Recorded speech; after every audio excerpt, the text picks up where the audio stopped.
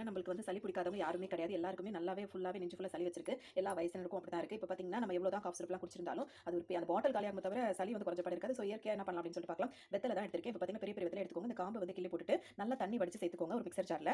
இதுக்காக நான் சேர்த்திருக்கிறது ஒரு 4, 5 வெத்தல சேர்த்திருக்கேன். இது கூடவே பார்த்தீங்கன்னா, இந்த சைஸ்ல ஒரு பூண்டு சேர்த்துக்கோங்க. அது கூடவே ஓமவல்லி இலை இருக்கு பார்த்தீங்களா, அது ஒரு 4, 5 இலை சேர்த்துட்டு நல்லா கழுவி எடுத்துக்கோங்க. அது கூடவே ரொம்ப முக்கியமான தூதுவளை இலை இருக்கு பார்த்தீங்களா, அதை சேர்த்துக்கலாம். இப்ப இது கூட பார்த்தீங்கன்னா, ஒரு 4 மிளகு சேர்த்துக்கோங்க.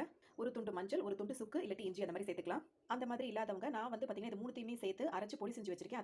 அதாவது மிளகு, சுக்கு, மஞ்சள் சேர்த்து பொடி செஞ்சு வச்சு, இப்போ லேசா தண்ணி சேர்த்து நல்லா மையா அரைச்சிட்டு வந்துடலாம். அவ்வளவுதாங்க. இந்த மாதிரி நல்லா அரைச்சு பேஸ்ட் எடுத்துட்டு வந்தாச்சு. இது மாதிரி ஒரு சின்ன கிண்ணத்துல சேர்த்துட்டு ஒரு ஆளுக்கு 1/2 கிளாஸ் கணக்கு போதுமானது. ஃபுல்லா டம்ளர் ஃபுல்லா குடிக்கணும்னு அவசியம் இல்ல. அந்த மாதிரி தண்ணி சேர்த்துட்டு இப்ப நல்லா கொதி வர அளவுக்கு நல்லா வத்தி வரணும். அந்த அளவுக்கு வச்சிடலாம். இந்த மாதிரி நல்லா கொதிக்கும்போது என்ன செய்யணும் அப்படின்னு சொல்லிட்டு பார்த்தீங்கன்னா, இனிப்புக்காக பனக்கற்கண்டு இருக்கு பார்த்தீங்களா, அதை சேர்த்துக்கலாம். இது ஒரிஜினல் பனக்கற்கண்டான்னு பார்த்து சேர்த்துக்கோங்க. அப்பதான் நல்ல ரிசல்ட் கொடுக்கும். இந்த மாதிரி இனிப்புக்கு தகுந்தாப்புல சேர்த்துக்கோங்க. ரொம்ப இனிப்பு சேர்க்க வேண்டாம். நான் இதுக்கு பார்த்தீங்கன்னா 1 1/2 ஸ்பூன் கிட்ட தான் சேர்த்திருக்கேன். பனக்கற்கண்டு உங்ககிட்ட இல்ல அப்படின்னா வந்துட்டு இதை வடிகட்டிட்டு சுத்தமான தேன் சேர்த்துக்கோங்க. அவ்வளவுதான். இப்ப இதை வடிகட்டி அப்படியே குடிச்சிட வேண்டியது. இதே மாதிரி 3 நாள் செஞ்சோம் அப்படின்னாலே நெஞ்சு சளி ஃபுல்லாவே வெளிய வந்துரும். ட்ரை பண்ணி பாருங்க.